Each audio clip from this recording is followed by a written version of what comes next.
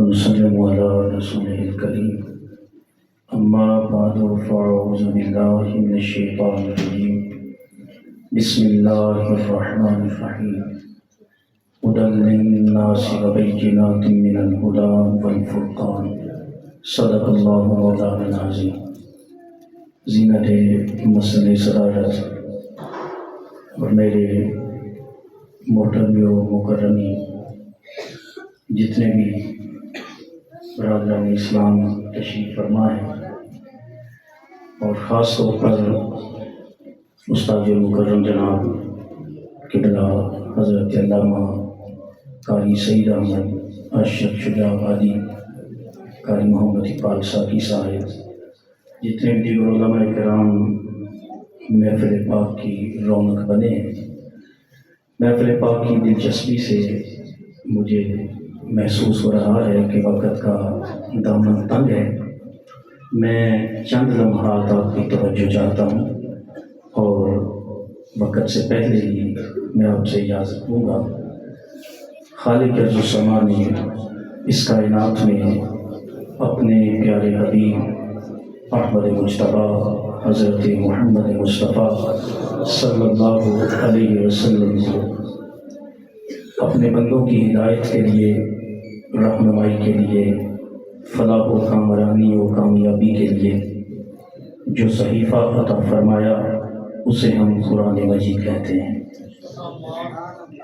یہ قرآن مجید دیکھنے میں تو ایک کتاب ہے، لیکن کتابیں آپ نے انگنت دیکھی ہیں، بڑی ضخیم، بڑی ادق اور بڑی دل آویز کتابیں، لیکن قرآن مجید کی شان ہی نرالی ہے۔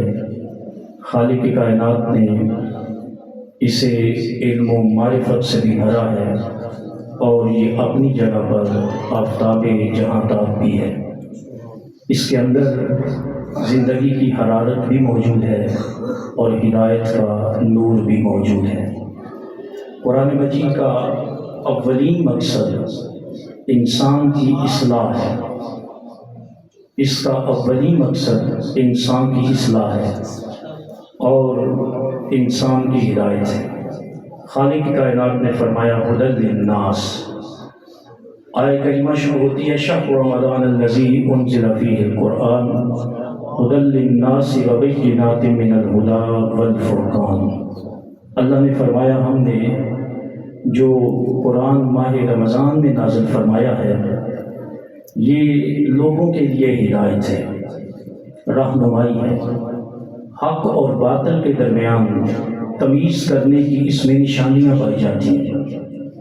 رب ذوالجلال نے فرمایا صرف یہ رہنمائی ہی نہیں کرتا بلکہ ھذا بصائر للناس، اس کے اندر بصیرت افروز باتیں ہیں، وَھَدًى وَرَحْمَةٌ لِقَوْمٍ يُوقِنُونَ، اور پھر اس کے بعد بصیرت افروز باتوں کے ساتھ ساتھ اس میں ہدایت بھی ہے، اس میں رحمت بھی ہے، لیکن فرمایا لِقَوْمٍ يُوقِنُونَ، ان کے لیے یہ ہدایت اور رحمت ہے جو یقین رکھنے والے ہیں، جو یقین رکھنے والے ہیں۔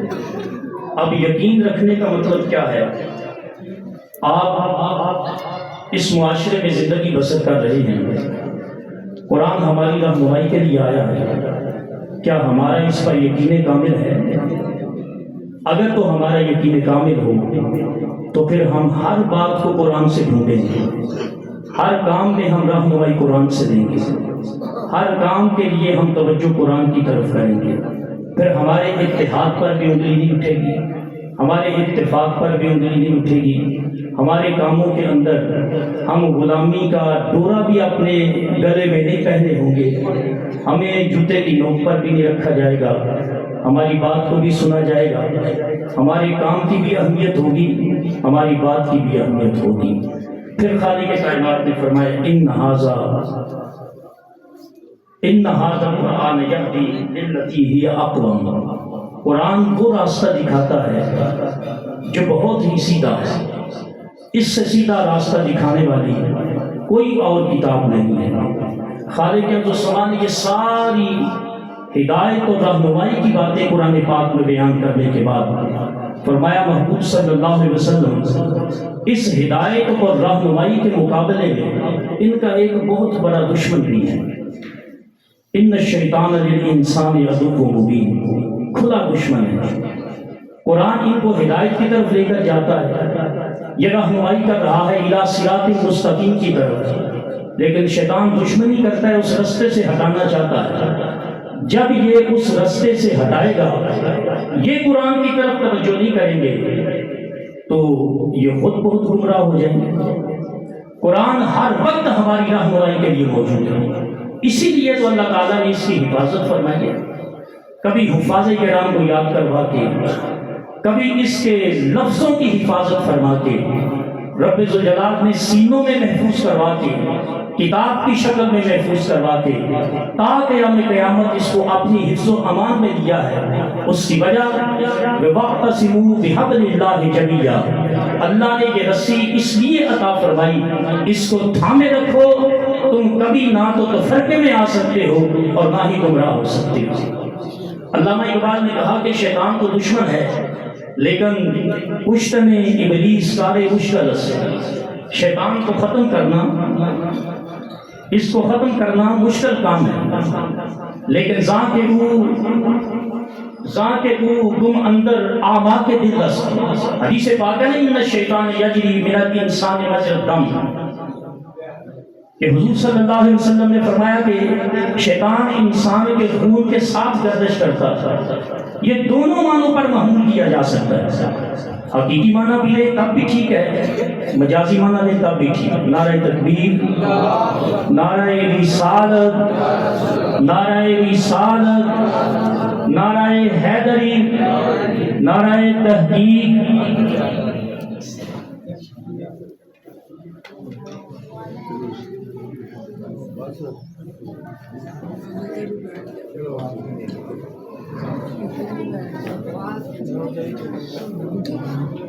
بڑا شرارتی ہو گیا.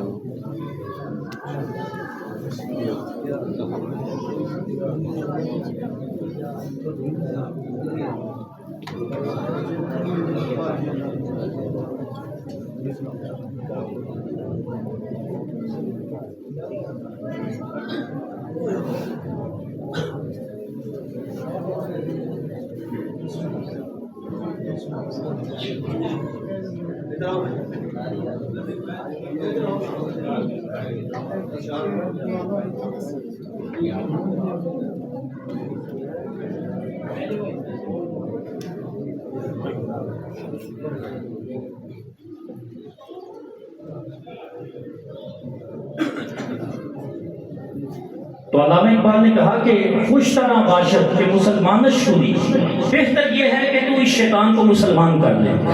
خوش طرح شمشیر قرآن شوری، اور اس کے لیے جو تو ہتھیار استعمال کرے وہ قرآن ہے. یہ قرآن ہی شیطان کی کاٹ کر سکتا ہے، قرآن ہی سیدھے رستے پر انسان کو رکھ سکتا ہے. حضرات گرامی قدر، قرآن مجید اللہ کریم نے انسان کی ہدایت کے لیے عطا فرمایا. یا ایھا الناس قد جاءتکم موعظۃ من ربکم وشفاء لما فی الصدور وہدی ورحمۃ للمؤمنین. رب ذوالجلال نے فرمایا کہ اس قرآن کے اندر نصیحت بھی ہے، اس قرآن کے اندر ہدایت بھی ہے، اس قرآن کے اندر رحمت بھی ہے. کون سی چیز ہے؟ جب آپ قرآن کی طرف توجہ کریں تو آپ کو قرآن سے نہ ملے.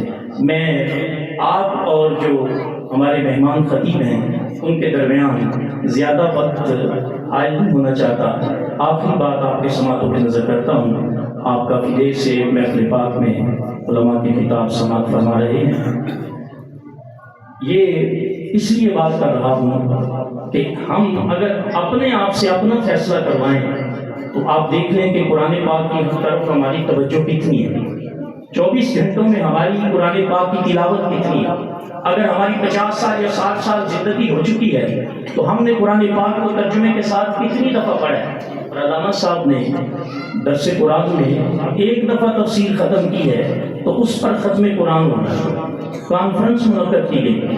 کبھی آپ نے اپنے گھر میں یہ خوشی کرنے کی کوشش کی ہے کہ ہم بھی قرآن پاک کی تفسیر مکمل کریں. اور سب سے بڑی بات یہ ہے کہ الف لام را کتاب انزلناہ الیک لتخرج الناس من الظلمات الی النور. اللہ نے فرمایا تھا محبوب آپ کو یہ کتاب عطا فرمائی ہے کہ آپ اس کے ساتھ اس کے ذریعے سے اندھیرے سے نکال کے نور کی طرف لوگوں کو لے کر آئے. ہم اندھیرے میں موجود بھی ہیں لیکن قرآن کی طرف رجوع نہیں ہے. ہم کہتے ہیں کہ ہم بڑی گمراہی ہمیں کچھ نہیں آتا. جب عالم کی بات ہوتی ہے تو ہم کہتے ہیں کہ ہم تو کم علم ہیں. آپ کیسے کم علم ہیں؟ آپ کے پاس قرآن موجود ہے. اور بڑی بات یہ ہے کہ ہم علماء کے قریب بھی نہیں بیٹھے. جن مساجد میں دروس قرآن فجر کے بعد ہو رہا ہے، شیرازی صاحب اعلان فرما رہے ہیں کہ درس ہوتا ہے، اس میں مسجد میں بھی یہ دروس قرآن میں تفسیر ختم کی گئی ہے. جن مساجد میں نہیں ہوتا وہاں پہ شروع ہونا چاہیے. اور اگر آپ سمجھتے ہیں کہ مساجد میں ہم نہیں بیٹھ سکتے، کبھی بھی آپ کو وقت میسر آ جائے تو آپ قرآن پاک کی تفسیر گھر میں رکھیں، اس کو روزانہ پڑھا کریں. کیوں؟ اس میں ہماری رہنمائی ہے.